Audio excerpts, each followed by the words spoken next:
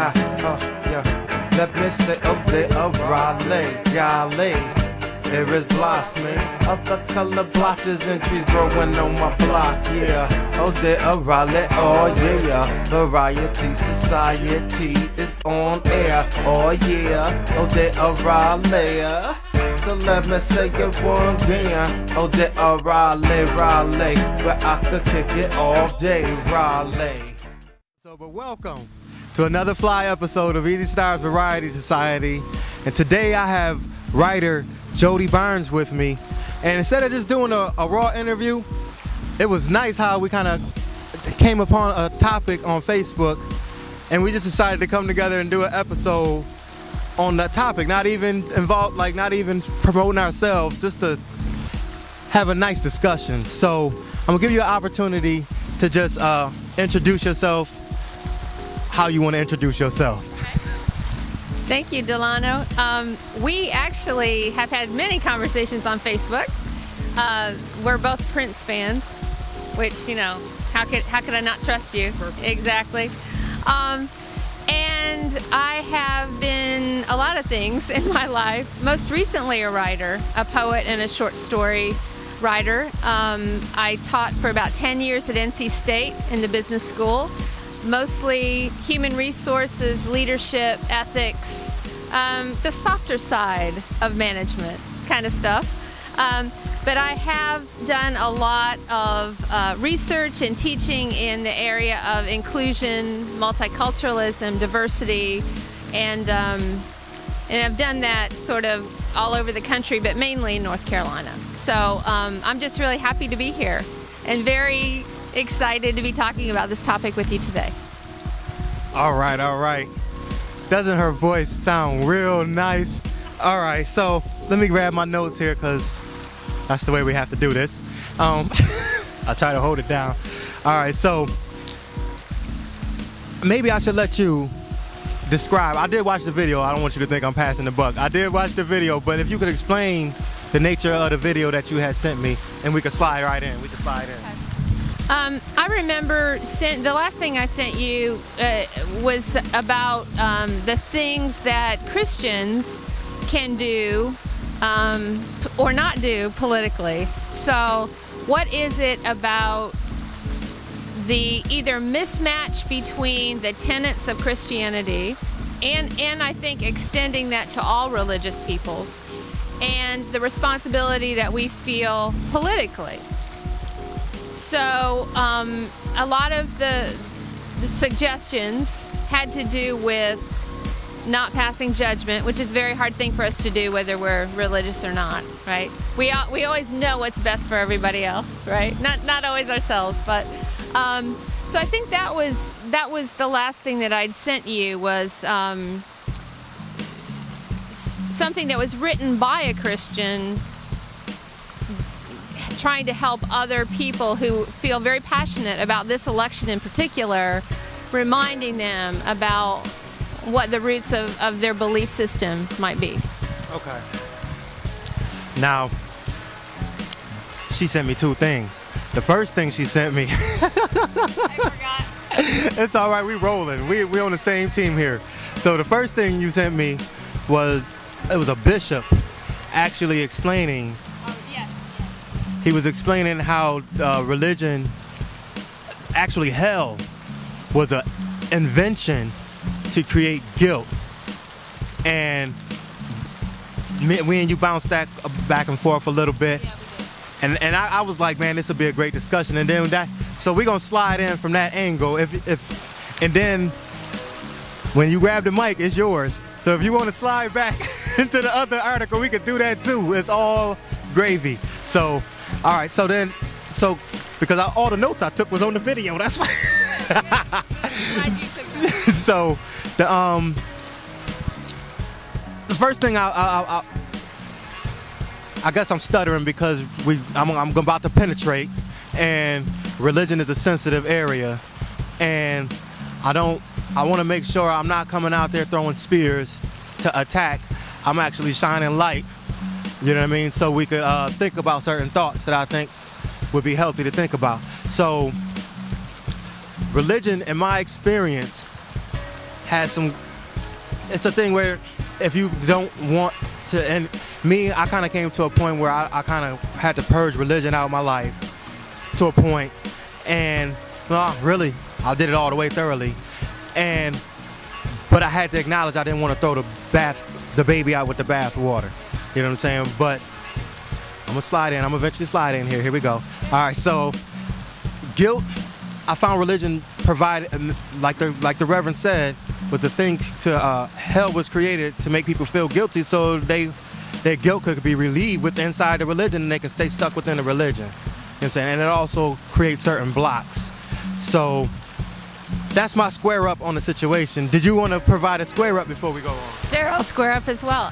Thank you. I do remember. We just sometimes we read each other's stuff and send each other quite a bit. I don't think it's any big surprise that, and I'm not talking about a particular religion, but religion as an institution, I don't think it's a surprise that throughout the ages, the heads of those churches, temples, what have you, mosques, have done things and proclaimed things in order to keep the masses in control, to keep believers down a certain path. Because just like any institution, unfortunately, there are people who want power. There are people who think this is the only way it will work. And so I don't think it was, it's any real revelation what the Catholic bishop was saying.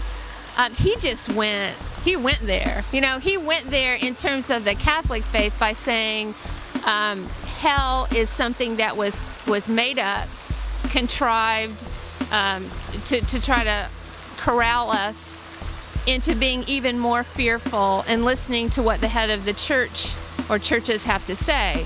I'm here today not to defend that, not to say, oh, he's absolutely right. I have no idea. I'm a human being just like everybody else. I do have certain belief systems. Mine are not religious. They used to be. I was reared as a fundamentalist Christian by my parents. But, I don't know what the answers are. But it seems to make a little bit of sense that whether that particular construction of hell was made up at one time or not, this idea of controlling people and having them do what would be best for an institution, I think is, it's certainly plausible. We could probably make a 2-hour episode, I'm telling y'all, right? We probably could. So I'm trying to corral this in. What you brought up made me think of, and I just want to throw the word out there, the Nicaea. So, if you got extra time, look up the Nicaea thing. I think it was in 300 AD. Yeah, and that's where the Nicene Creed comes from, which is the Nicene Creed, which is, Catholicism and kind of their basic tenets, if you will, of their church. So you're right about that. I'm sorry about that. The mic thing is crazy. But I also, speaking on Nicaea, I'm not going to stay too long on this. Speaking on Nicaea, that was the church coming together with the political faction of Rome. They came together, just those two. So, anyways, I just want to throw that out there. The 3 major things that I came up with, and the list is not locked in concrete, so feel free to add to it even during the middle of the interview. So, I'm going to start with the first one, and then we can talk about it and go to the second one. So the first one, I feel where the guilt and the blockage is allowed to be effective is when we are allowed to believe that the flesh is weak and the flesh is sin. Now, I guess I will take the lead since I got the mic and we got this mic thing back and forth. We're going to keep it smooth. The way I see that is, there's an idea called the infinite goodness. Now, I believe in it. It has proven itself to me. You know what I'm saying? I put it to the test. Experiments have the experience have shown the experiment to be true to me. You know what I mean? So what I want to say is, if infinite goodness is true, it doesn't mean everything is good. It just means there's an infinite amount of ways that things are good. Then there has to be a good thing about the flesh. So, to make everybody, let me speak freely, to make everybody think that the flesh is evil, there has to be something not true-ish about that. And then it also, to me, it's like, how can I say this? And if you need to grab the mic, just put your hand out. I'll give it to you because I'm stuttering now. But it puts you in a position to where, as if you want to bring out the best in your flesh, even if you leading with your spirit first, to put any kind of value in your flesh, it kind of puts you in a mind twister.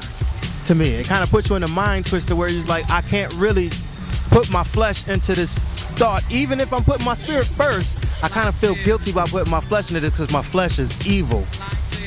And that creates a block. Do you want to there we go. Yeah. Well, there are a couple of things. One is that all of us know, whether we believe in an afterlife or not, that the flesh is, it's not going to be here. It's not going to be here forever.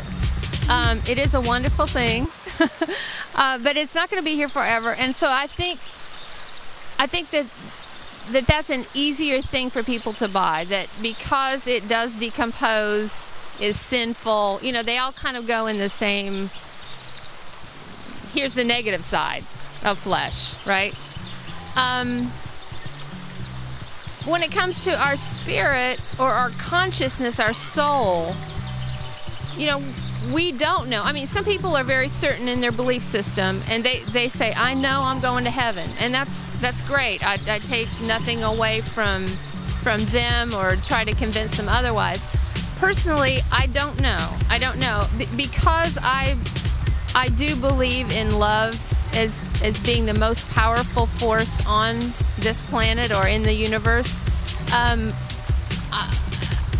I really want to believe that somehow, in some way, we transform, come back, what have you, but that energy doesn't die. I think that's the hardest thing for people to accept, regardless of where you're from and what your culture is that, this great, wonderful, sometimes horrible, tragic, but this earth, we're not going to be here forever, and it's fear, I think, that cripples us from doing our best and from loving each other. That's my truth. Thank you. I'm learning as I listen. So I don't know if I want to go to the second topic right away or not. What you also brought when you were explaining this, it brought up to me that at the same time, while we learn that the flesh is weak and the flesh is sin and evil, if that's all you talk about, then we kind of stuck in the flesh spiritually. Yeah. And I find that the religion thing kind of keeps us, I don't want to overgeneralize, but on balance, it keeps us too much thinking about the flesh. And if you're telling us the flesh is evil, it's like a catch-22 situation. Isn't that kind of like the, and this is a stereotype, so forgive me, but isn't this kind of like the Billy Joel song where the Catholic girls are really the bad ones because they're told, don't do it, but, they can't resist because you're telling them not to do it. It's the only element bouncing around in the skull if that's all you're talking about. So, all right, that kind of made me feel like we could seal that subject off a little bit. All right, now, all right. I also feel, well, the thought that came up when I was thinking about this discussion beforehand was I don't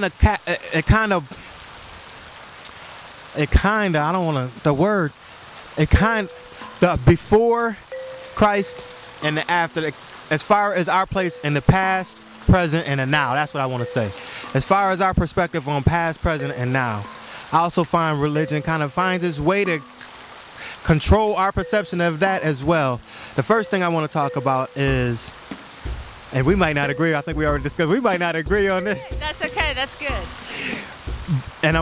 And check out how we know we might not agree and we still flowing nice. So, I believe, well, I've seen archaeologists, people going deep sea diving, Jacques Cousteau type people that go and do, that's their job, to do history and research. And they find that our history has tens of thousands of years before what, if we listen to the Bible, and what is just considerably generalized, what we're taught in school, goes back like to 6,000 years BC. That's my understanding. And if you have a different understanding, please share that with us. But my understanding is that, and through the Bible, we're gonna stick to the topic of religion.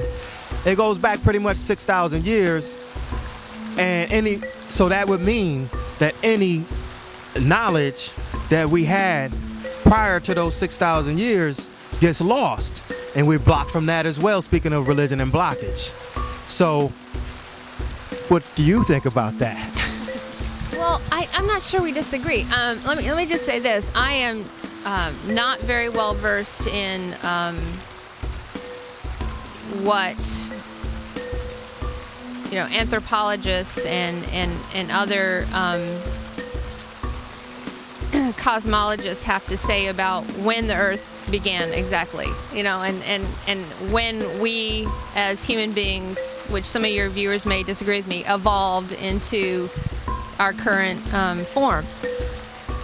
I don't know. I don't know the answer to that. I do think that to ignore scientific evidence about our origin, our genesis, our evolution, I think to ignore that, personally, I believe is a mistake, because again, it's letting some sort of fear of an expanded knowledge stop you from exploring more knowledge. It's saying, well, my religion or my belief system won't allow me to accept that, therefore I don't want to hear about it, I don't want to talk about it. And so I believe that if there is a God, that all-knowing, omniscient, wonderful force would not want us not to know. I mean, I don't want to project how I would be, and that's not to blaspheme or anything, but, if I were God, I would want my people to become as enlightened as possible, because the more enlightened you are, the more apt you are to be inclusive, to love more, to not think war is the solution. So it all I'm being very convoluted right now, but it all sort of makes sense to me in a tapestry. It's not just one thing, but so I don't know when the world started. I don't know when we arrived, but I just think that knowledge is a really good thing. So I agree. I want to say 100%, but I agree with 100% of everything you said.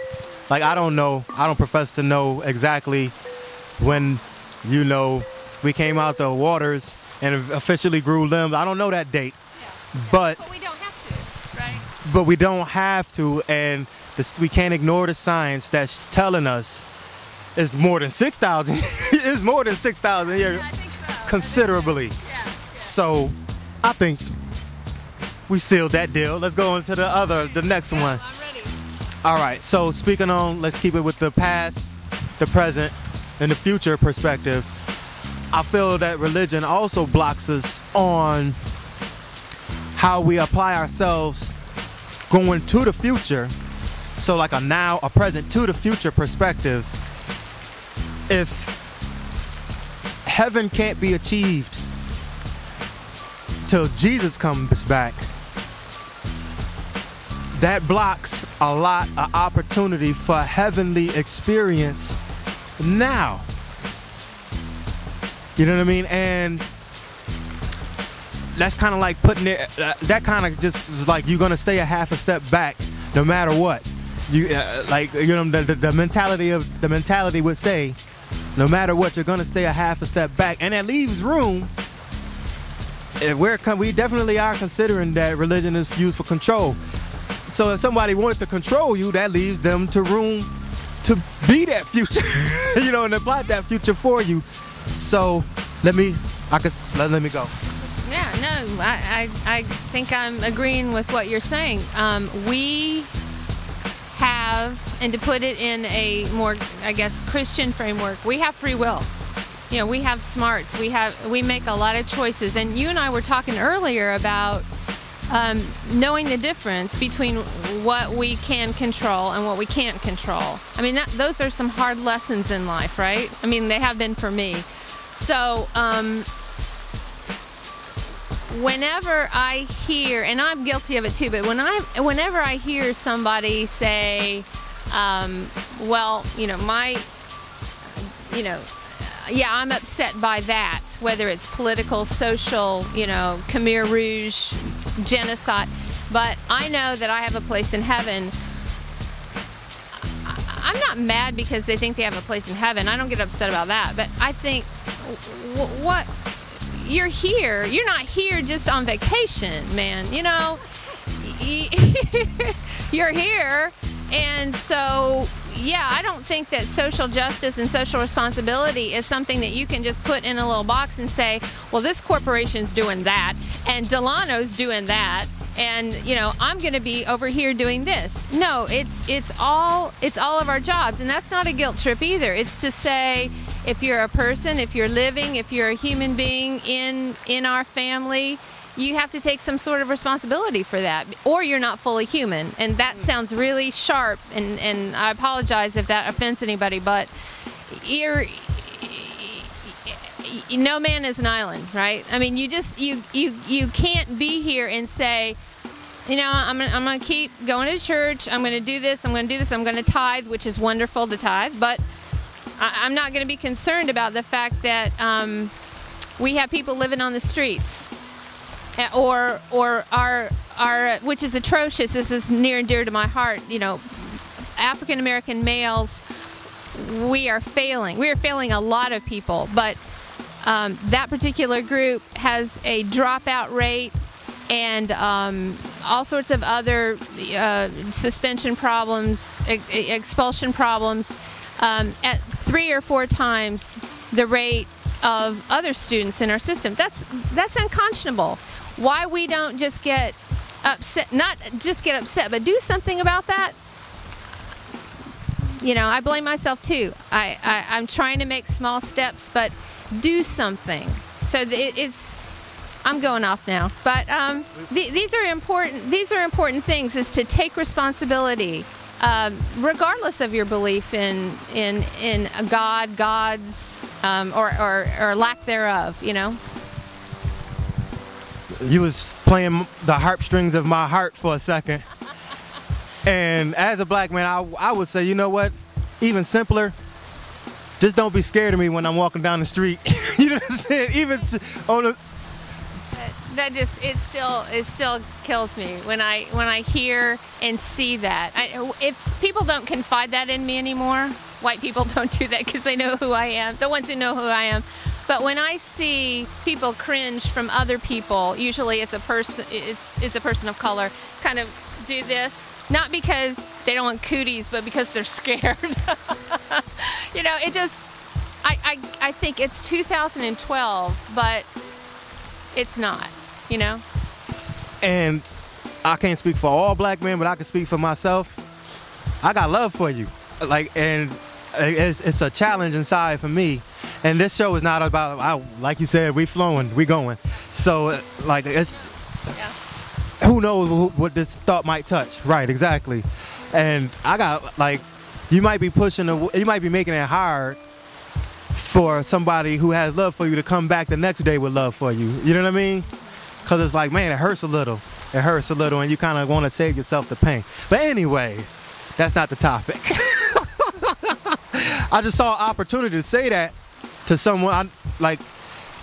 Man, since we've been talking, since we met in the parking lot and everything, she's just been saying things that is things in my heart that I want to say to certain people that I can't say, that you have allowed me to feel good about and to feel like it came on a worthy ear.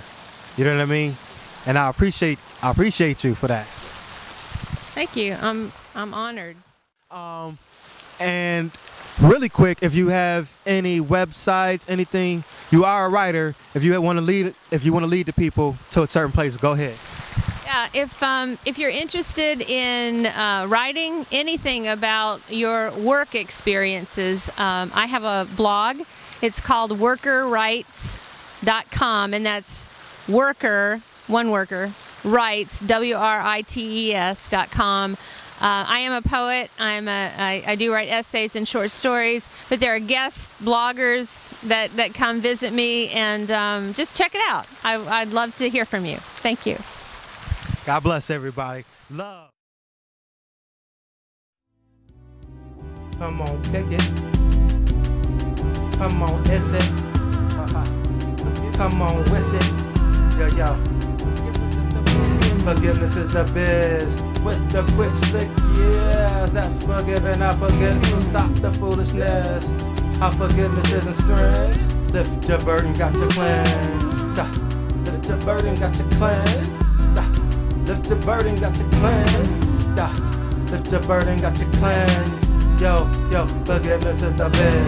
Trying to find a way, put a governor on rate. Is it me? Is it you? Is it we? Is it they? Got it heated for the blame, but blame it won't solve it. Need freedom with the name, melody up in the frame. While I'm meaning what I'm saying got a spirit needing change, but what to rearrange. Put the freeze on the pain.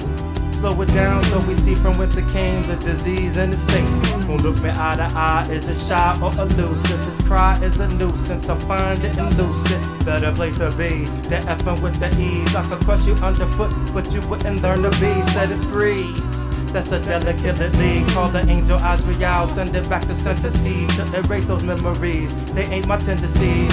Back to what it is. Forgiveness is the biz. Forgiveness is the biz. With the quick slick, yeah, that's forgiving. I forget, so stop the foolishness. How forgiveness is a strength. Lift your burden, got your cleanse. Yo, lift your burden, got your cleanse. Yo, lift your burden, got your cleanse. Lift your burden, got your cleanse. Yeah, yeah, yeah, forgiveness is the biz. Yeah, the snake charmer soaping them in like this. Let it get, what? Come on, what? Yo, yo, yo, yo. Lift my burden, got me cleansed. No vengeance on my lens. Now I can see my personal. Ray your light again. I can see the petri dish that are being stuck within. Now I can be the chemist that are being element. Head down, experiment. Desperate experience. My hatred hypnotized to forgiveness, let me vent. I seen why we was friends, see the seeds of difference. I see who stayed above and who let the demon in. Flint shimmer running through. His shimmer number 2. Already seen his face, technically already knew.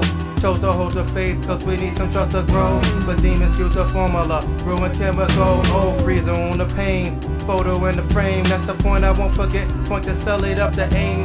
Pen the picture, paint portrait of the easiness. When easy is a miss, forgiveness is the biz. Forgiveness is the biz. With the slick quick, yes, that's forgiving, I forget. So stop the foolishness. How forgiveness is a strength.